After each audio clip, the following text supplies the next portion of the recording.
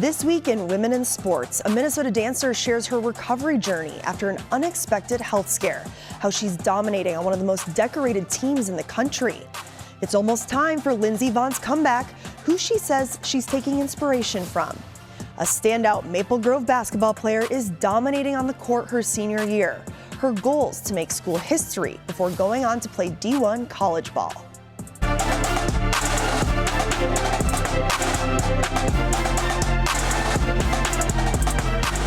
Thanks for joining us. I'm Marielle Mohs, and here at WCCO, we are celebrating the highlights of female athletes in this new digital segment called Women in Sports. We'll share news stories with you every week right here as we do our part to give these athletes the recognition they deserve. We want to begin with Ella Winston. We first told you about her in 2020 when the young athlete had a severe reaction to COVID. She's now a senior on the University of Minnesota dance team. But what makes her story so special is that about 4 years ago, she didn't think she'd be able to dance again. Through hard work and determination, she's recovered, and I was fortunate enough to speak with her and see how far she's come. 4, 5, 6, 7, 8, 1, and 2, and 3. Every day that I get to dance, I just take it to look at it, just being so grateful. Ella Winston takes in these moments of hard work as a blessing. During practice, when it can get so hard, I'll take a step back and think I would have done anything my senior year of high school to be in the position I am today. In 2020, during the peak of the COVID-19 pandemic, Ella contracted the virus like so many others, but it hit her harder than most, and she was hospitalized for 10 days in the ICU. Everything in my body was failing, and there's really no answer to it besides it was just COVID, and it really took a toll on me.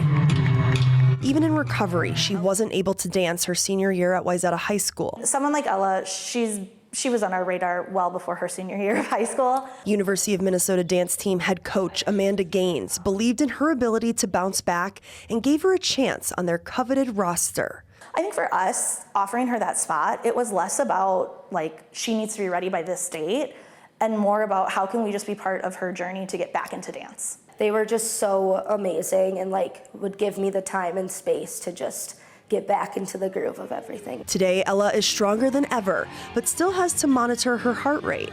After full outs, my heart does get pretty high, but I've been trying to breathe throughout the dances to make sure that it doesn't. In her final year with this team, she's focused less on winning and more on living in the moment. I think I'm just ready to just soak it all in and give it my all one last time. Now, the U of M dance team has won 22 national titles since 2003. You may remember that the team went viral last year for their jazz performance to Aerosmith's Dream On. Now, despite winning the People's Choice Award, that dance took home second place. So they are on a mission to win it all at nationals this year, and we will be there for that in Orlando, Florida next month. Now, staying on the topic of the Gophers, the women's gymnastics program will begin their 2025 campaign ranked 5th in the Big Ten preseason coaches poll. The conference made the announcement earlier this week. And get this, seniors Maya Hooten and Lauren Pearl were named Big Ten gymnasts to watch. The Gophers were picked to finish 5th last year, and they ended up finishing 2nd in the conference by just 1/10 of a point. And more Gopher student athletes are being recognized for their skills. Graduate Sophia Bowman and senior Kaya Harper were named to the 2024 United Soccer Coaches NCAA Division I Women's Scholar All-North Central Region team. This marks the first time since 2018 that Minnesota has had student athletes earn this recognition. Earlier this month, Bowman and Harper were named College Sports Communicators Academic All-Americans. Congratulations to the two of you and gymnasts Hooten and Pearl. Now on a national level, two-time World Cup winner and 2012 Olympic gold medalist Becky Sauerbrunn is retiring from soccer. She made the announcement earlier this week.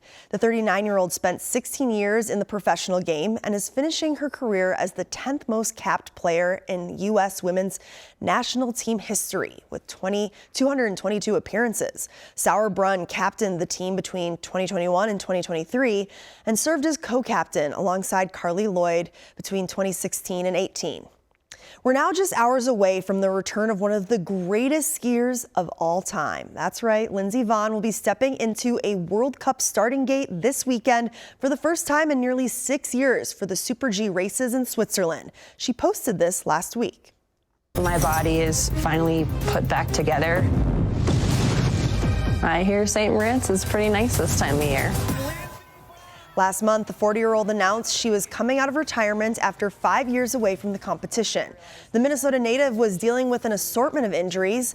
No woman older than 34 has won a World Cup race.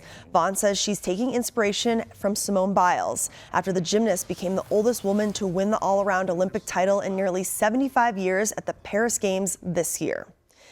The UConn women's basketball team is breaking records. The Huskies sank a program record 23 pointers earlier this week. That's surpassing their previous high of 14.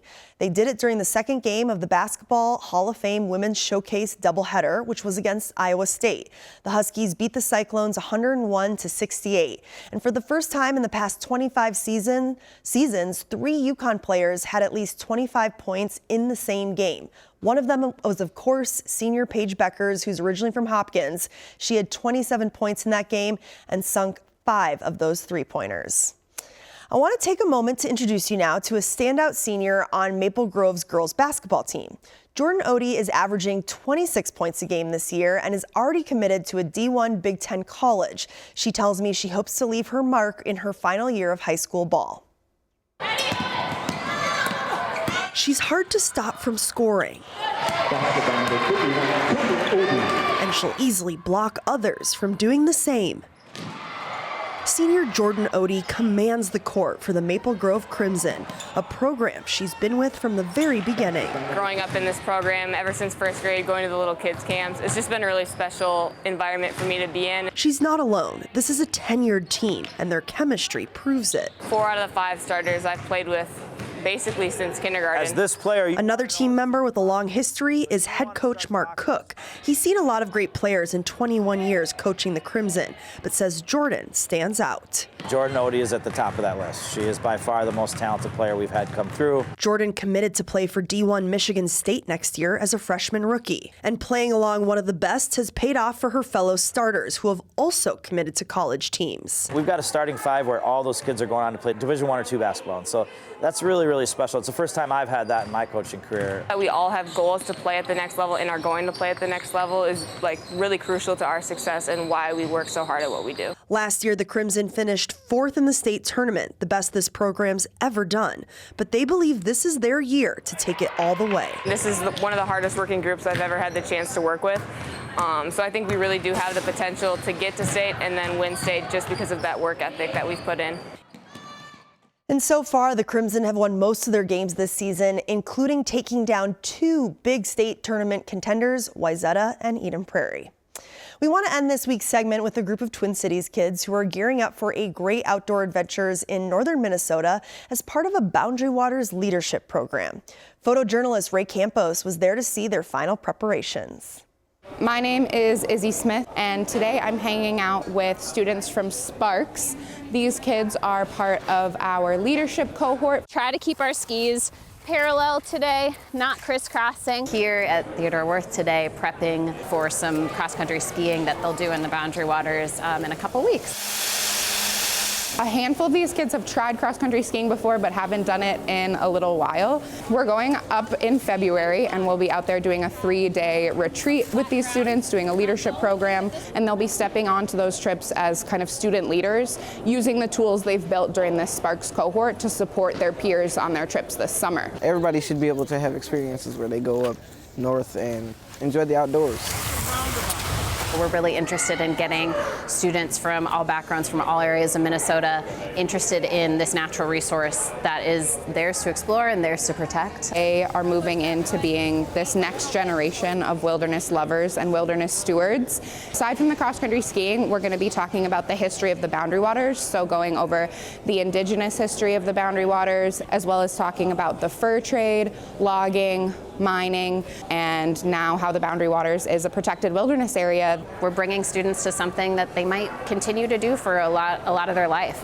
We might be able to connect them to something they connect their kids in the future to. Thanks for watching this week's Women in Sports, and happy holidays. We'll be back with more great stories in the new year. I'm Marielle Mohs.